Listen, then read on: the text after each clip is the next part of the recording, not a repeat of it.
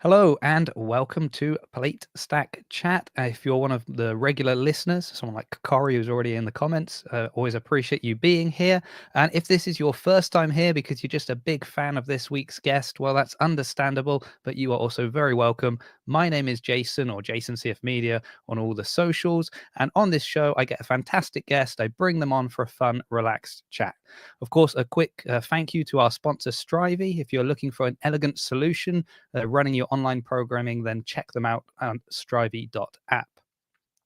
So the wonderful guest that will be joining me today is a misfit that went from being what she would describe as a play in the mud kid to a lead by example hockey player, and then went to the CrossFit Games on a team in 2017. But clearly she didn't want to share the spotlight because she then went back 5 more times as an individual. All of this while still finding time to be a coach and active part of the CrossFit community. It is, of course, the fabulous Paige Semenza. It's quite the intro. Thank you. Thank you, Paige. That's the least I could do for my guest is a nice intro. Hi, Paige. How are you? I'm doing all right. Just busy day. How are you? I'm very well. I think I've worked out who your biggest fan is, by the way. Who's that? It's just straight off the bat. It's well, you shared like the story when I posted that. Oh, Paige will be on the show tomorrow. And of that, I picked up one new follower.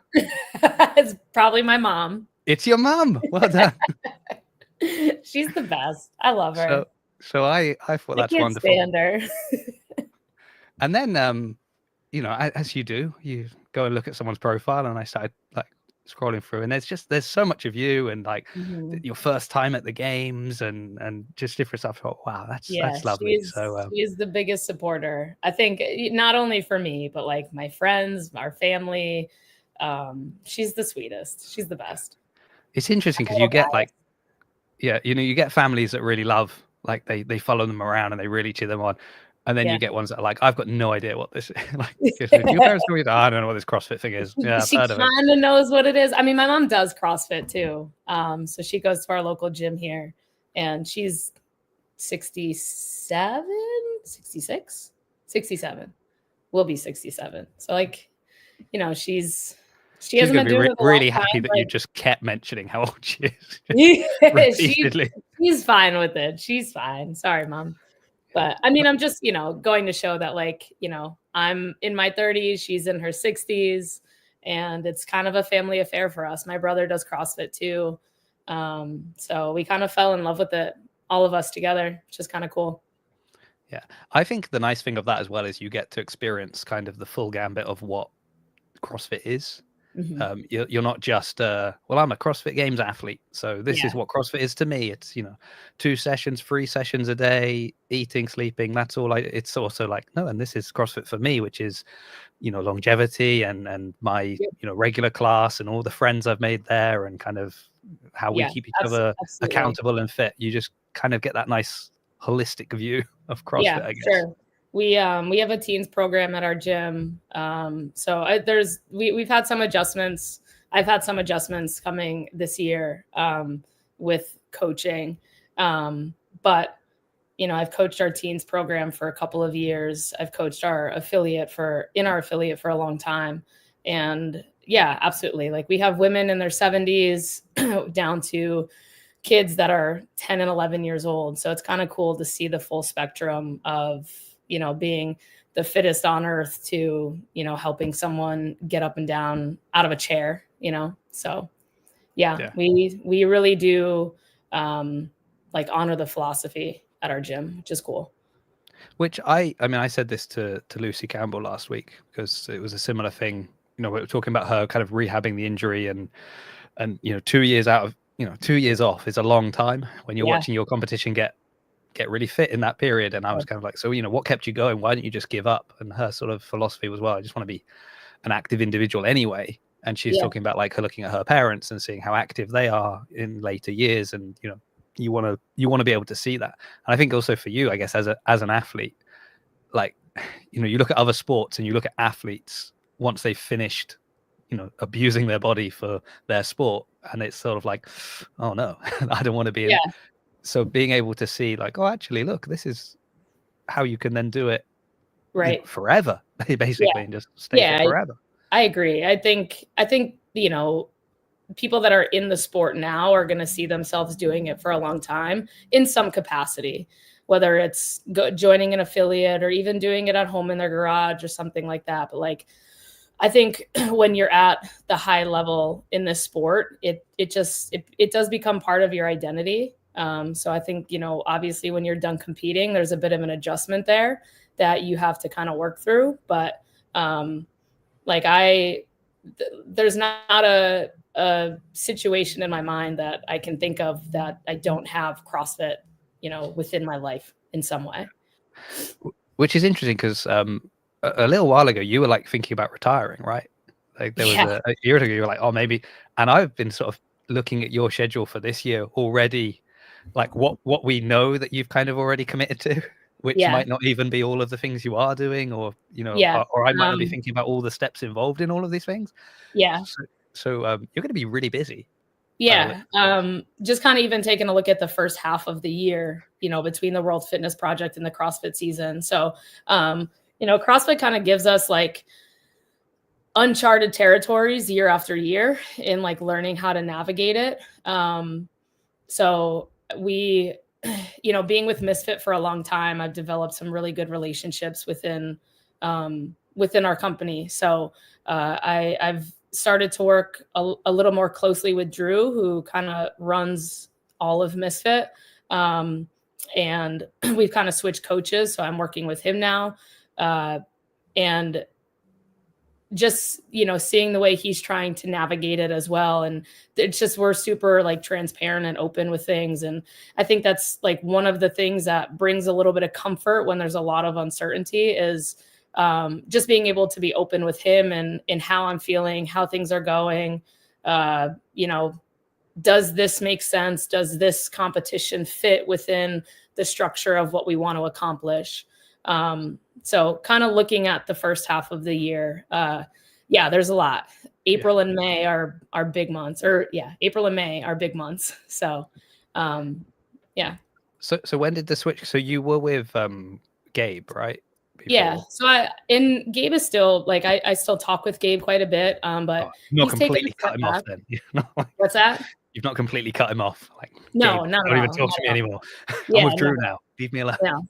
Yeah, no, not at all. It was kind of a gradual kind of switch over. Like, you know, Gabe, obviously the season ending last year just brought up a lot of feelings for a lot of people. And like year after year, like Gabe has 2 younger boys at home. And like year after year, I'm almost ready for him to be like, hey, I'm taking a step back and focusing more on my kids.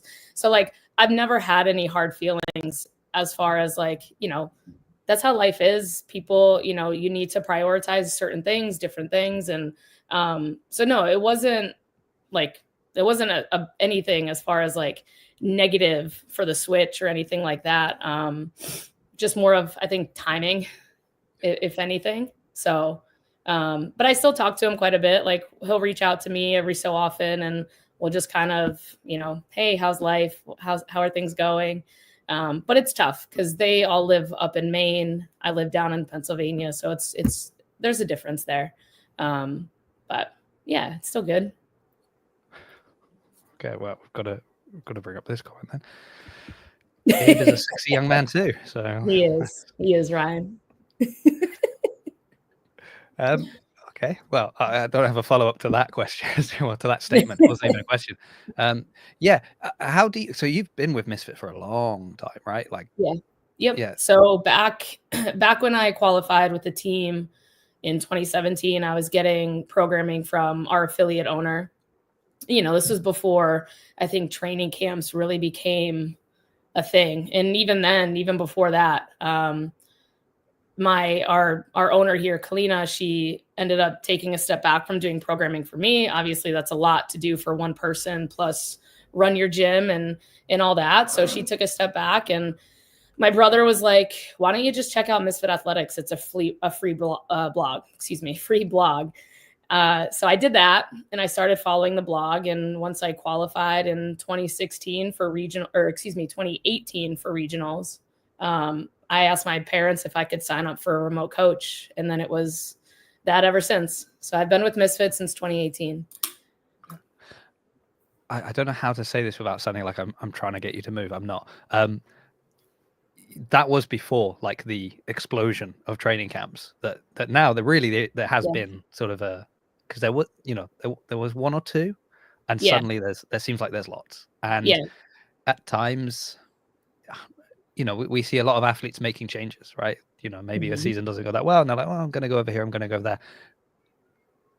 There's never been like a temptation for you to be like, oh, maybe, or could I do better if I go somewhere else? Or you're just so happy with, okay, here we are, Corey. If it ain't broke, don't fix it. I was just going to say exactly what Corey just said. If it it's, Misfit has worked for me. I've built really good relationships with Drew, with Gabe, with Ted. There's a lot of people behind the scenes, and it just always felt like a good fit. And all of the athletes that came through with Misfit were all great training partners in some capacity at some point. I've gotten to train with Kenzie Riley, China Cho. I've gotten to mentor McKenna through the last 2 seasons. So it's like there's been a purpose every single year. And I really enjoy that. And I do, it's like a team. You feel a sense of pride when you're representing a team. And that's just kind of how I was raised growing up playing team sports. Yeah, despite the fact that as soon as you did the games once on a team, you were like, nah, that's an individual now. But that's fine. I always knew I wanted to go individual. So really going team was kind of like that breakthrough of what is it like to be at the games and get that experience. And I also I was with Andrea Nisler on a team, before Andrea was with Mayhem. And I was around really great athletes as well. And I mean, it's a different, there's team sport like hockey. Yeah, that's true. There's team within CrossFit, but it's not the same as like team sport, as in this is team sport, right? And I mean, even it was Erica Folo, we were speaking, and she sort of forgets that she went to the games because she kind of doesn't count it, because if you don't go as an individual, so it's like she's been as a teen, she's been on a team. But it's like, oh, I forget, it doesn't really count because it's the it's the elite individual. That's the games in her mind, sort of. Yeah. But that was, sidetracked there. That's not what I was going to say. What I was thinking, I wonder if for you, because it is, we see athletes kind of jump ship quite often sometimes, and you never know what's going on behind the scenes. You don't know people's personal reasons for doing things. But I also see when you look at the kind of the trajectory of your, accomplishments within CrossFit, you keep making it back to the games. You keep finishing slightly higher every time. Yeah. So, sometimes you feel like it's almost, I didn't get the finish I wanted. So it must be that, it couldn't be on me or on the programming or this or that. It must be the training camp. I need to jump to another one. Maybe that's the solution. But sure. Actually, there's something to be said for consistency, right? They know you so well now. Right. And I think, as part of Misfit programming year after year, it's like they have people that they base their programming off of. I'm one of them, so it's, again, in Drew, the way that they structure the season, in the way that they do semis prep or the games prep, they do have athletes in mind that they're thinking about, as far as how can I move the needle, right? Not everything that's programmed is specifically for me, but once we go in, and then we can start to personalize the training more specifically for any weaknesses, or, if I'm working around an injury, things like that. So I think a lot of people can get caught up in the shiny object syndrome of here's this brand new thing. These people are bragging about it. These people are seeing progress from it, but it really comes down to what you want and what you need, and what do you want to get out of the programming, the people that you're working with, the athletes that you're training with. So I don't think there's obviously not a one size fits all for people. Personally, I love going and spending time with Alexis Raptis, and she's a training think tank athlete. And I've been down to training think tank, and I enjoy being in that environment and being around them. And getting to train with her. And there were times where we do different programming, but sometimes, you know, I'll go down and she'll do something of mine or I'll do something of hers. And yeah, there's just a little bit of balance there. So it's always knowing that like I'm coming back to my core programming, and it's okay to, you know, go and get some intensity when you need to be surrounded by athletes. But yeah, like this has worked for me for a really long time. And I've been able to, yeah, Fee's another one, of course. Yeah, I've been doing this for a long time, and I've been able to communicate openly with Gabe and with Drew. And I think that's why it works so well. Yeah. And before Drew comes after me, I'm absolutely not saying you should jump ship and change training. No, Misfit, I think it's lovely. And actually, you know, I think, I mean, that comment you made about like the shiny object syndrome, I think that's such a, yeah, why not? That's a little bit how I felt like when, particularly like when Proven started, that a lot of people were like, I think like maybe Morning Chalk Up or somebody put out an article and it was kind of like the rankings of where people finished based on the training camps.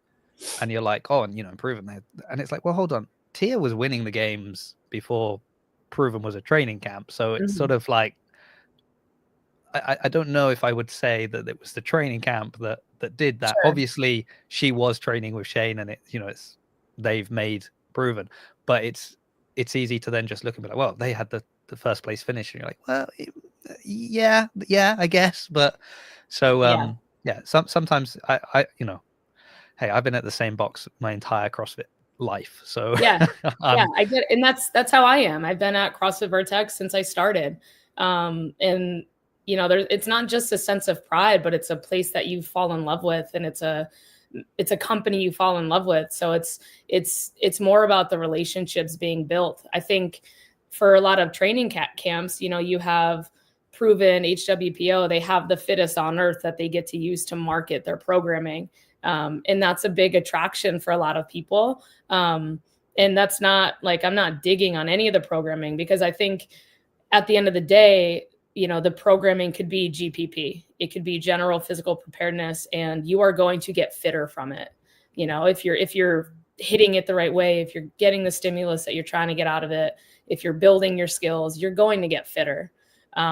So again, I think it's deeper than that. It's building the relationships with the people, with the coaches, with, you know, the training partners that you're around, all of that. I think that's what brings a lot of fulfillment into the programming that you're following. Yeah. And I think then you enjoy the journey more, right? Because at the end of the day, like the games is, you become so invested. Yeah. You become so invested in it. Other people, like, you know, you're with Vertex for 10 years and with Misfit for 8 years, like everybody becomes heavily invested in you. And it's like, you also want to give back to that. Right. So it does become like this two-way street that you want to reciprocate. Yeah. I mean, again, like talking of the open, obviously we're in the open now. Well, we're actually in the open. I mean, let's quickly detour onto the open. 25.1. How was that? It was okay. It was okay. Yeah, there's, you know, a lot going on right now. Not trying to make excuses, but it definitely wasn't my best showing. I'll say that. It also sucked. It was very hard. Yeah. I mean, I went in with very low expectations, and I had that thing where during the workout, I sort of exceeded what I thought I would be able to get. Okay. Which was good, but it meant then when I was in that next round, I was like, oh, actually, I've still got this much time. Maybe I can even finish that round. And then I didn't. And I was like, oh. But also, I mean, going in, I felt awful. I got home, I took something, I had a headache before leaving. So I was like, okay, I've got like, take this now. Hopefully within 2 hours, the headache's gone. I'll go down. I'll do the workout. I didn't stay for all the like pizza and stuff they were doing after, because I was like, I just need to go and get it done and go home, because I felt awful. But I've never repeated an open workout. I'm one and done for life. And I have said I could have been like walking from, you know, the rower to the pull-up bar and tripped on a bucket of chalk, and I still would not redo that workout.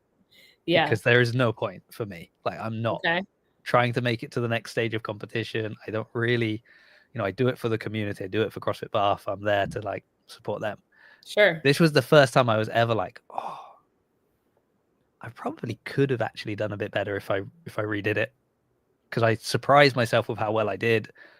Not that it was that well, but for me, it was good for me. But I'm still only doing it once. There's no point for me doing it another time. It's just absolutely worthless. Well, if I do it again, I'd say sometimes there is, right? I would do it again maybe in like 6 months. Okay. All That's right. the kind of. I want to see the score when you do. Okay. You got to tag me in your score. All right. I will repeat it. What are we now? We're March, aren't we? April, May, June, July, okay. August. In August, I'll go, and even if I go in and do open gym, set it up, I'll do it. I'll do it again. I mean, I was surprised actually, like how easily the dumbbell moved for me, because I'm one of the smaller, lighter people in the box. So like, I wasn't worried about the burpees. The lunges were fine. I was like, oh, it's a lot of clean and jerks with the dumbbell. But actually, it was fine. It was fine. So I quite liked it. As open workouts go, I like that it's was an AMRAP, because it meant we all finished at the same time. Yeah, we had a lot of people doing the open for the first time. That's awesome. New people there, and I, it's nice to be able to kind of reassure them that, hey, we're all finishing in 15 minutes. Just go. Just it doesn't matter. You might be on one round or another round. We're all going to finish at the same time, so it's good. I think what I love about it too is like there's just this gradual increase in your heart rate as you go for the full 15 minutes, and then it's like the last 5 minutes are very, very painful. Yeah. So it's like everybody hits that same kind of feeling. Like no matter where you're at in the workout, you get that feeling. I love that. And then and also because there was a lot of being told, don't go out too hot, go slow, don't go mad at the start. And again, like depending on who you are, that can mean slightly different things, but it still means that at the end, you're in the round of 21, you're trying to speed up. You're in the round of 18, you're trying to speed up. You're in the round of, I don't know. What round did you get to? How many were you doing? I was into the 27s. So. Okay. 27, you're trying to speed up. There you go. So it is across the board that like nice, which, is the beauty of the open when you're in an affiliate, I think, when you're surrounded by people. It's probably not the beauty of the open when you are on your own in a gym trying to smash a score and win the open. But different things, right? Speaking of your busy schedule, Paige, and knowing that you also have to leave soon, but you're in a busy schedule. So you've got the Mayhem Classic coming up as well, right? Mm-hmm. Yeah. So we're kind of in the middle of a peaking schedule for that. So again, navigating just kind of new territory as far as doing the open in the middle of a prep. What do you prioritize? So a lot of this has just been communication back and forth with my coach. So we're kind of heading into like our high volume week this week with programming, with training. But it's been going well. I mean, the name of the game at this point is really just staying healthy, which has been, a little tough the last couple of years. I've had ups and downs with that between my back, my shoulder. So, just trying to prioritize like keeping injuries at bay, maintaining any pain, things like that, the aches and pains, the things that just come with competing in this sport. So how is your back now? My back has been great. We actually, over time, what felt like a mystery, we kind of solved. A lot of it came down to like my squat mechanics. That was kind of causing some of my back issues. Yeah. So I've done probably about 2 million minutes of squat holds since. Oh, lovely. Like just static squat holds, trying to get into a more upright position with my squatting. I did powerlifting for a few years before I got into CrossFit. So I was very much like a low bar back squat, drive my hips far behind me, almost like a good morning kind of squat. I think over time, it's just the volume and the repetitions of that kind of caught up to me. So, but in the sport of CrossFit, you want a very Olympic style stance, right? Being upright in your torso, being able to drive your knees out, knees over your toes, keeping your butt close to your heels. So we've done a lot of work on positioning. with squatting, and that, like, I haven't had issues since with my back. So are your, because I know you had, I think it was when you were speaking with Dave before the games, and I think you said to me he was going through your profile and like pulling out the numbers you had on your CrossFit Games profile, and you were sort of saying, yeah, well, these were kind of pre-back injury numbers. Yeah. Are the numbers now closer to the pre-injury numbers? Are they smashed the pre-injury numbers? I, Like, I definitely where are we think that sitting? they're close. I would say more of like a lot of my training hasn't focused on like 1 rep maxes, but more of like, threshold of being able to do repetitions at 90%, things like that. I don't test 1 rep maxes that often. But I mean, I recently like PR'd my power clean. So like, I know that my legs are under me, which is a good feeling, Yeah. Yeah. You don't need to test. You get to test those things like at big events. That's when Yeah. you can test those things. Yeah. And we do the lights like, and the crowd on you. That's when you can test. we do some like mock like events. Like we'll do something like every 5 minutes, 1 back squat, building in weight each set, and like 5-minute window just to kind of replicate what you might see at an event, right? Like all the girls are lined up in heats on platforms. You each get a 20-second window to hit a rep, things like that. So we do practice stuff like that. And I usually get fairly high in percentages. So it's more of that confidence. Like for a smaller athlete, I know I'm pretty strong, like lower body. So it's just now like, the conditioning to rep out heavier barbells, things like that I'm, I want to stay up there with. I'm right there with you. I'm pretty strong lower body for a smaller athlete, but yeah, Paige, we're the same person apart from you're just much fitter than me. But that's fine. How did you find Rogue then? Because that is like notoriously heavy. Yeah, Rogue is fun. Like so 2 years ago when its last year in Texas was my first year, and that was like 1 rep max deadlift was announced, and I was like, oh my God, I haven't pulled a heavy barbell since before semifinals last year. So I was super nervous. Like there were a lot of things that I just hadn't done.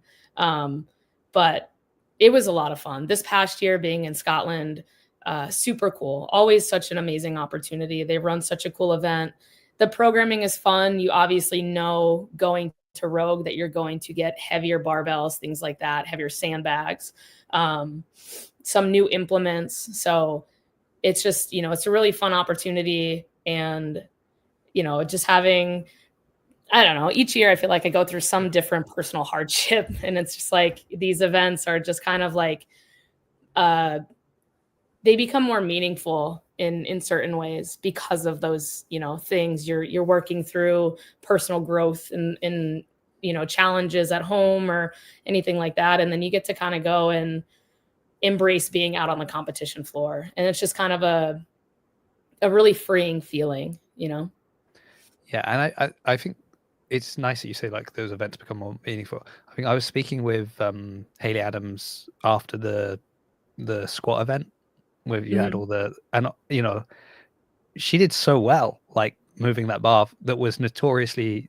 a problem for her. And getting to speak to her after that at the event, I mean, like, and she was sort of saying, yeah, I know people will have looked at it and it looked like I was kind of very slow, but for me that was, it was so good. And and actually when you spoke to people that kind of have followed her for years, they know that, and they're like, no, it was so good to watch, to see her moving the barbell because she was doing it. She wasn't stopping her, kind of thing. I'm sad I didn't get to speak to you at Rogue. It was hard to get to you guys. You were all hidden away all the time.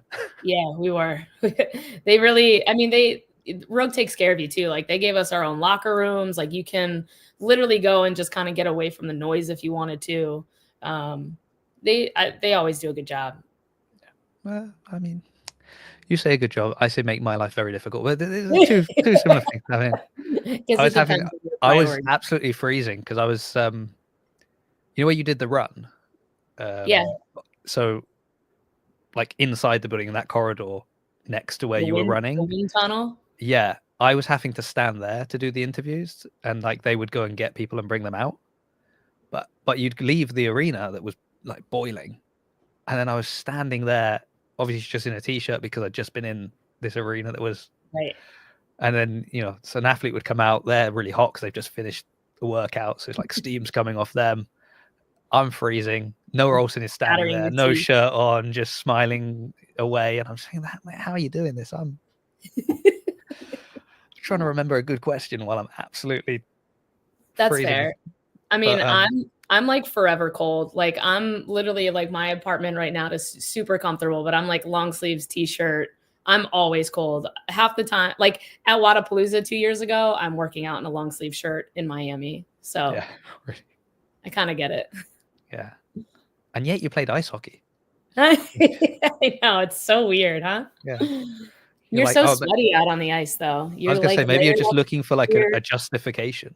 Like, I'm always cold, and I'm always the sport's cold. I need to wear lots of things. Well, give you a sport where everybody's had to like really wrap up Yeah, warm. yeah. Okay. When I was in high school, I went to a school in Vermont, but our ice rink was outdoors. So it was like you had like there was a canopy over it. Essentially, it was a building, but like the fence was outdoors. Coldest thing I've ever skated on. But like we would practice for 10 minutes, and then our coaches would let us go in the locker room to warm our hands up. Man, those were some fun days. Yeah. It's prepared you now for like when you have to get the cold barbells that have been left out. Basically. So, yeah, you're ready for that. Look She who's is. here. She's listening. And then she would take ice Hopefully baths she when she missed got the off. first part. I hope she didn't miss the first pack. If she did, she can go back and listen. She will. Welcome to Paige's mum. Hi. We sweet. Have you still got your kilt? Oh, I do. Yes, I absolutely do. That thing, it's heavy duty. They are very nice kilts. Yeah. I'll wear it at some point. I wonder where.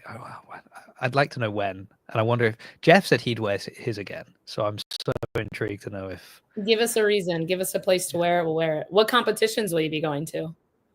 Me. Yeah. Or him. Me. Maybe French Throwdown. I was speaking to someone today.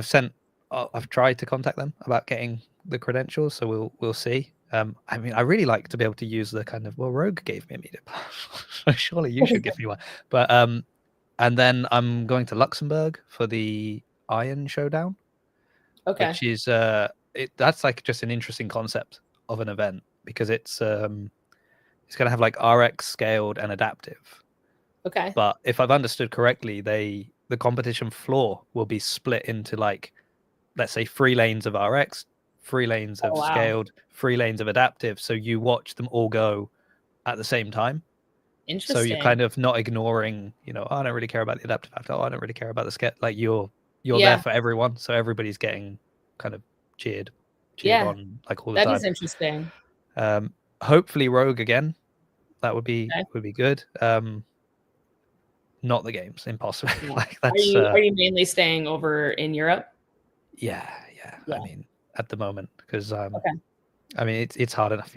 I have a wife and 2 kids that I have to justify all of this to every time I do something. So it's pretty hard to say no family holiday this year, guys, because I've decided to burn the budget on a trip to the games. That's fair. But maybe wear the kilt at the games. We're getting that. We'll see. Yeah. We'll see, Tyler. I'll just wear it over to CrossFit Mentality. How about that? He's a friend of mine. He'll be happy with that, I think. Yeah. Yeah. He goes to Scott Panchik's gym in Cleveland. I see. Yeah. You should just always turn up in it. Like when you do that's what you should do. Just show up. You have to wear it like during workouts, but just when you drop in anywhere. Yeah. You should, in the back of your car, you should have the cowboy hat and the kilt, and just depending which one makes less sense is the one you should. So if you're like dropping in somewhere in Texas, kilt. Absolutely. Yeah. If you're, somewhere else, cowboy hat. Like I suggested to Mr. Jeffrey Adler to try the cowboy hat kilt combo. I thought that would be an interesting look. He disagreed, but someone could pull it off. Someone that's been to both and has both of those items, I think they need to do it. We need to see it. Yeah. Not necessarily. I mean, it's a bit like the Sean Sweeney effect, right? Like, whenever he was out on the floor, he had the cowboy hat. Everybody It didn't matter Everyone where he got around that. finished. It Yeah. didn't matter where he finished. He was there. Mm-hmm. Is this true? Oh. I did. I went to we coach a swim club team here at our gym, and I went to watch one of their swim meets, and I showed up in my kilt, and they were so excited. It was so fun. But I do, and this might sound sexist, but I do think it has less of an impact you turning up in a kilt than like seeing Jeff turn up in a kilt. That's fair. Just an opinion, but Big strong dudes. That's fair. I also think we should have got your mum on the show because she's the one that's got all the stories. She's dropping all the little truth bombs. I don't want that's those nice. Stories. She definitely has stories, and You don't want them. I want them. I'll message you after. I'll message you after. We'll sort something out. Are you going to be making? So I was going to ask if you're going to like make another run for Rogue this year. I know, like, I think, and this is where you start to get the kind of, you've got the CrossFit season, you've got the WFP season, and then you've got Rogue, and there's only so many weeks in a year. Yeah. Like, considering you were talking earlier about managing, like managing injuries, staying healthy, does that account for kind of thinking, I can push myself to the limit this many times? Like, do you have a number, kind of, not like you have to share, but just mentally, of like, probably this is the number of times in a year I can go all out on the competition floor? I think it depends. Like, you look at, let's say, for example, you make the CrossFit Games and you're also doing World Fitness Project. Well, you have those two. You have the second event of World Fitness Project at the end of August, but you have the games in the beginning of August. So it's like, you kind of, I think, depending on what kind of athlete you are, like some athletes are here to strictly peak for specific competitions. And then you have other athletes that can kind of maintain their high level of fitness throughout the year.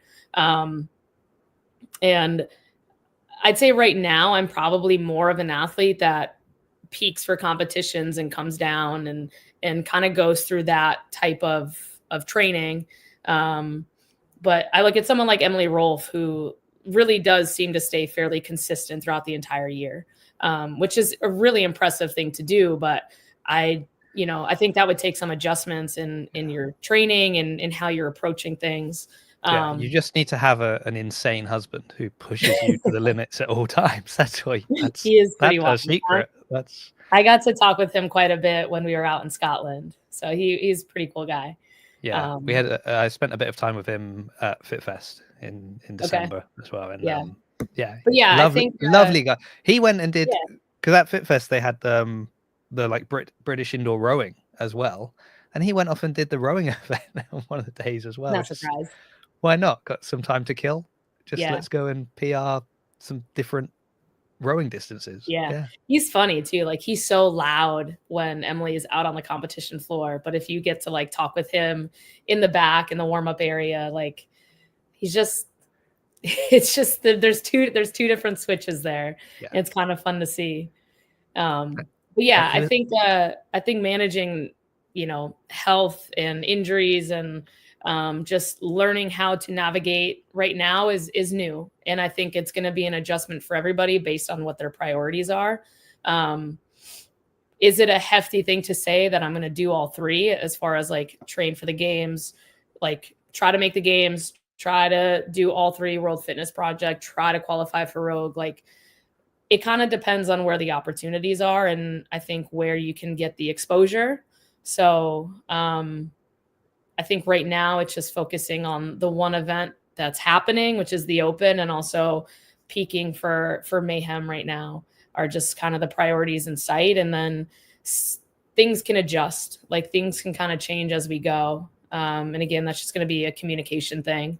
The one thing that I really love about like working with Drew, working with Misfit, it's like once you commit to something, like you're both on board, right? So, if we say, hey, we have to kind of take a seat, like take a step back with this competition, but prioritize this one. It's like, okay, we're going to direct programming to fit in with that. So if we say we're going to try and do all three, all right, we're going to try and navigate working through all three of them and kind of take it one competition at a time. And I think that's where then it links back to like what we were saying right at the beginning. You have that relationship because you've been with them for so long that Yeah. if either one of you is saying, I think XYZ needs to happen now, there's like this trust and understanding that, yeah, if that's how they feel, they really feel that way. I Yeah. understand why they're saying that. I understand what they mean when they say that. Whereas I could imagine, you're in a new training camp and it's like, oh, I think we need to take a step back. No, you're just being, overly cautious. But it's like, well, you don't know me well enough to know if I'm being overly cautious. Right. You just, yeah, so that's exactly. great. Now, I know you have a deadline. So Tyler's thrown in a great final question for us. So let's end with this. Paige, any predictions for the next open workout? Oh, I don't know. I don't think we're going to see a barbell yet. Is it going to be a repeat? I don't know. Are we going to get on a pull-up bar? I don't know. So I actually think that like the repeat, I could see double unders and wall walks. I don't know if we would do wall walks though. Well, I don't know. I can't. I get to just like, no idea. Some reason though, my gut tells me double unders and wall walks, but I don't know if that's going to happen. Try not to be so specific, Paige. So the answer to the question is, Paige, any predictions for the next open workout? No, no predictions. Yes. I thought with the idea of the repeat workout that we would have potentially had the one that was wall walks, box jumps, and dumbbell snatches. But that was before 25.1. Now that we've done all those dumbbell cleans, I don't see that happening. Same. I was just saying, no wall walks. We just did burpees. Too similar. I know. That's what I was thinking too. That's never happened before that we have similar movements for 3 weeks. True. I could see a repeat being like a row and thrusters. But like we haven't done that since 2020, I don't think. So I don't think that would be in. I'm scared that a repeat could be chest to bar thruster. No, I do hate that, but is that a repeat or is that not just deja vu that we always get a chest to bar and first one? No, the rowing wall ball workout. But that wasn't. Someone said it was supposed to be something 2020 when was or that? later. Oh, was that 19? That's 2019. Unless that was technically 20.1. I don't know. Yeah, I get all the numbers. It was because that I remember it being like they did it as the first workout for strength and depth. Yeah. And when it was that 2019 functionals? Yeah. So then it was 2019 if it was the sanctional. Because that for me, as a shorter person, is the worst workout. 19.1. Okay, good. Phew. The worst part is like redoing a workout like that for like 1 rep to get like 1 rep improvement. And you're like, this is miserable. I wouldn't know, Paige. Famously, I don't repeat work. 1 and done for life. Okay. I know you needed to leave at. Yes. Well, I was going to say it's 7:45 for me, but whatever, 2:45 for you. Yeah, so 2:45 here. We're going to wrap it up right here. Thank you, everyone, for your wonderful comments. Thank you so much, Paige. All the best with the Open, Mayhem, WFP, probably qualifying for Rogue again. Handling Drew and everything that's going on at Misfit, the coaching, the kids, the elderly ones, coping with your mother, just all of the stuff you've got going on. Absolutely incredible. Thank you so much. Next week's show it's going to be quite a big break actually, because it's going to be on Sunday. If people want to come back, it should be with Julia Cato. And because I've tried to navigate a time that will work for Dubai, the UK, and the States, so I think it's going to be like 4 p.m. my time. So just sort of count back 4 hours from now, and it will be that time wherever you are in the world. But as always, follow the socials. I'll put it up there. And last word is obviously going to come from excuse me. Sorry, Joe. I mean, she has the privilege of having the best fan in all of CrossFit. So that's what I meant to say. So thank you, everyone. And we'll see you, hopefully in a couple of weeks on a Sunday.